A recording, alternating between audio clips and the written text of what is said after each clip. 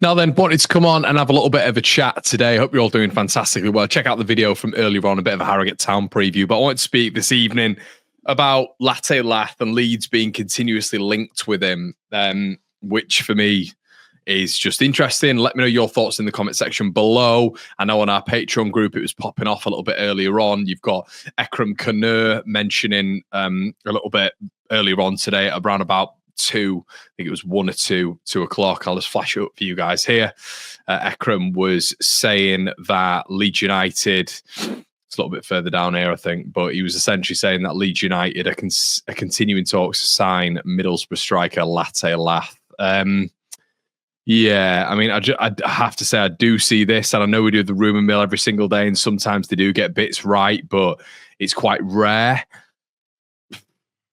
Global transfer expert, yeah, fair enough. I think he's got a few bits right before as well. He's obviously got this one pinned with Ruben Amorim, and look, he's hanging his hat on this. And you know, some of the transfer dealings and the transfer window experts have to do this. You know, they have to hang the hat on some of these big breaking stories when it comes down to it, of which they're sort of putting out there and risking really the reputation all the time. You know, they've got to have a good hit rate, especially with that what Romano's done over the past, you know, however many years.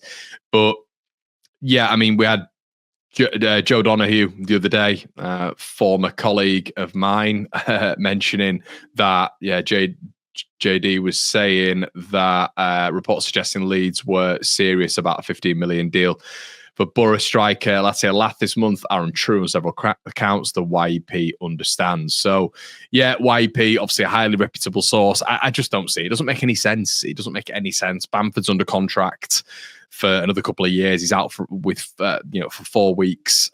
Joel Peru is well in Daniel Farke's view. Farke brought him in. He was the player that he wanted when he first came in at Leeds United. Matteo Joseph, he keeps starting Joseph in certain games. You know, Borough been a key example recently. I think he's going to start tomorrow as well. There was another game in there as well. Was it Derby? Can't quite remember. But I just don't see it happening. It doesn't make a lot of sense to me. You've got Peru, you've got Joseph there who are more than capable. You know, Peru could even finish the season with more goals than Latte Lath. There is a genuine possibility there. I think if we actually start, you know, playing Joseph a little bit more and systematically we start trying to maneuver around him a little bit more and start aiding him, I think we're going to get better performances. Well, more goals, I should say, out of Joseph. And look, Bamford's out for 4 weeks. Bamford's not a consideration right now, but they're not going to go out and buy a striker for 15 million quid. Definitely with add-ons on top of that, by the way, if we get into the Premier League and this, that, and the other are going to have to be put in there in terms of clauses. I just don't see that happening. Listen, it'd be a nice signing. Do I think Latte Lath could acclimatise to the Premier League? Yeah, it doesn't look like Leicester, doesn't look like West Ham and Crystal Palace are pushing the narrative with him, really, of them signing him. That was what we were all being led to believe at the beginning of the window, that he was going to go to one of these clubs. That hasn't happened yet. Long way to go. But it just doesn't make sense to me. And it goes back to the 9. If we did bring him in, I'd be a little bit like, you know, because I've spoken about the long-term future before of Leeds United, and I've said, look, you need to make differences now going into the Premier League, because when you do get to the summer, you know, X, Y, and Z might not be available. You know, the players that you've been looking at maybe in the previous summer in January are the players that you've targeted, because you will have that shortlist from then on. So, look, I understand it from that standpoint, but it's a lot of money. And then you've got 5 strikers if Gelhardt doesn't go out, you know, and if they push the button on someone like Latte Lath now and they're continuing talks with him now, we don't even know what's going on with Joe Gelhardt. We don't even know. There doesn't seem to be much development on him going to Hull City. So for me, it would be nice to see Leeds being proactive, and we all want that shiny new toy. Of course we do. But for the YEP to sort of kibosh this yesterday, and then with the greatest of respect, just a bit of a transfer global watch journalist coming out and saying we're continuing talks. He could be right. He could be right. And listen, the local journalists haven't got everything right. We know, especially on the continent, that there are many journalists who have got it right before the YEP. I think sometimes it's counteracted each other as well, and the journalists on the continent have got it right as opposed to the YEP. But from a logical standpoint, I just don't see why they do this. It doesn't make a lot of sense. Right now for Leeds United, as I've said, long term, great, but they've got too many players on the books up top right now. They've effectively got 4 strikers on the books right now. So for me, it doesn't make a lot of sense. Then you've got to look at the position of Joseph. You've got to look at the position of Peru as well. You go and bring Latte Lath in. Yes, it is that long-term view, but Peru's there then. You've got Joseph. And, how far... that for me, that is then Joseph moving on. And a lot of people might want that. A lot of people might look at that and say, well, Connor, Joseph is not doing anything right now for you. He might be surplus to requirements. Get rid of him on loan.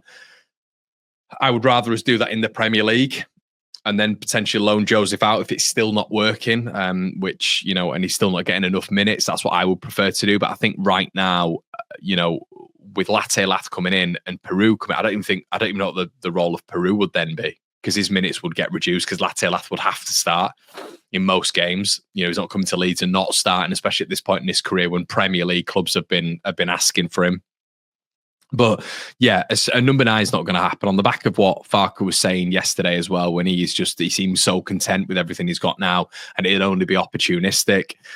This will be a massively audacious, opportunistic potentially, but I don't really know if it's the market that Leeds are going to delve into. Leeds don't make moves like this in January. It doesn't happen, but it would be a significant signing. Would I welcome it? I mean, of course I would. Once again, it's a shiny new toy. Do we need it? Does Farke need it? Should Farke need it? Absolutely not with what we've got right now. So for me, of course, it'd be long-term thinking. It'd be nice, but realistically, this doesn't happen whatsoever. I'd be really surprised, and Borough would be mental, in my opinion, right now if he's not going to the Premier League, to selling him to what they consider as a rival, but just selling him to anyone in this division as well. I think it would be suicide for their playoff hopes right now with how important he is. So, yeah. They've been coined the Championship Drogba, but he's a good player. I like Latte Lath. We were speaking about him in the summer months when his sort of productivity wasn't and his reputation wasn't as high as it is right now. It feels like that boat has now sailed, and he will go to a Premier League club, whether it's this window or whether or not it's maybe in the summer, and maybe Leeds can look at that. But I feel if he's sort of continuing at the rate he's going, and all of the attributes he has, as I always mention these two in particular when it comes to the Premier League, the physicality and the athleticism, he's probably going to end up in the Premier League at one of those clubs. And that one of those clubs could be Leeds United. It could. Of course it could, but we cross that bridge when we come to it. But for now, there's no way he's coming to Leeds. I'd be absolutely stunned. I'm going to put everything on the line and just say there's no chance this happens. So I think it's a little bit of agent feeding. I wonder if Ekron is potentially friendly with Latte Lath's agent, potentially. He might feed a few bits to caught offside. I know his agent, for example, isn't the most popular agent out there. We know all the popular agencies out there, especially, when it comes to UK-based players, Wasserman, etc. He's not one of those. So it seems to be sort of like an independent Italian journalist. So maybe he's working a little bit with caught offside in terms of slipping them a bit of information to maybe push a move for Latte Lath. But I don't think this one's going to get done, everybody. Let me know. Would you welcome it? Do Leeds need to do it? Make sure you're checking out the watch long. Make sure you're checking out the instant match reaction tomorrow. And we've got new uploads on the second channel. Check it out. Link in the description below. Cheers.